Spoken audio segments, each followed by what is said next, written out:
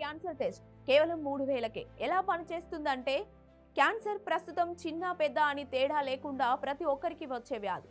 మన చిన్నతనంలో ఈ వ్యాధి గురించి పెద్దగా వినేవాళ్ళం కాదు. కానీ ప్రస్తుతం చిన్న చిన్న వాటికే ఈ వ్యాధి ప్రలభి మృతి ఒడిలోకి చేరుతున్నారు. నిజానికి ఈ క్యాన్సర్ అనేది ప్రాణాంతక వ్యాధి. తాజాగా ఈ వ్యాధిని డాక్టర్లతో కాకుండా ఏఐ సాధనతో గుర్తించొచ్చని శాస్త్రవేత్తలు వెల్లడించారు. మరి ఏంటి ఆ ఏఐ సాధన అనేది ఇప్పుడు తెలుసుకుందాం రండి. క్యాన్సర్ అనేది ప్రాణాంతక వ్యాధి. దీని రోగుల సంఖ్య రోజురోజుకు పెరుగుతుంది. క్యాన్సర్ గుర్తించిన వెంటనే ప్రాణాలకు హాని ఉంటుందని భయపడతారు. ఈ ప్రాణాంతక వ్యాధికి చికిత్స మాత్రమే కాదు, దాని పరీక్ష కూడా అంతే ఖరీదైనది. ఇది క్యాన్సర్ పరీక్ష విధానాన్ని సులభతరం చేస్తుంది. ఒక చిన్న రక్తపు చుక్కతో క్యాన్సర్ను గుర్తించవచ్చు. ఫ్రాగిల్ అనే కొత్త స్మార్ట్ ఏఐ సాధనం సహాయంతో ఇది ఇప్పుడు సాధ్యమవుతుంది. దీనిని సింగపూర్ శాస్త్రవేత్తలు సృష్టించారు. రక్తంలో దాగి ఉన్న క్యాన్సర్ సంకేతాలను కనుగొనడంలో ఈ సాధనం సహాయపడుతుంది. ప్రత్యేకత ఏమిటి అంటే ఫ్రాగిల్ ఆ పనిని చాలా త్వరగా, చౌకగా చేస్తుందని నిపుణులు చెబుతున్నారు.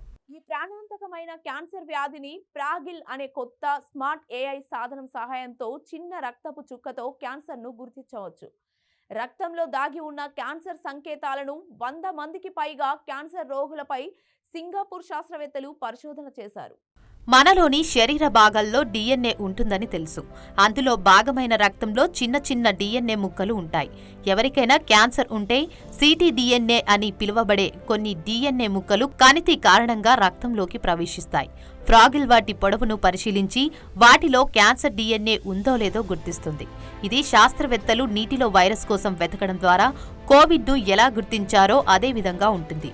అదేవిధంగా ఫ్రాగిల్ రక్తంలో క్యాన్సర్ ఉనికిని తనిఖీ చేస్తుంది. ఒక విధంగా చెప్పాలంటే రక్తంను ఫిల్టర్ చేస్తుందని చెప్పాలి. ఇక ఈ పరీక్ష అన్ని ఇతర క్యాన్సర్ పరీక్షలతో పోలిస్తే చాలా చౌకగా ఉంటుంది. ఈ పరీక్ష చేయడానికి దాదాపు 3000 ఖర్చవుతుంది. అయితే పాత పరీక్షలకు 60,000 వరకు ఖర్చవుతుంది. ఈ పరీక్ష చేయడానికి కొంచెం రక్తం మాత్రమే అవసరం. రోగికి తాను ఇస్తున్న చికిత్స పనిచేస్తుందో లేదో డాక్టర్ త్వరగా అర్థం చేసుకునేలా దీన్ని మళ్లీ ఉపయోగించవచ్చు.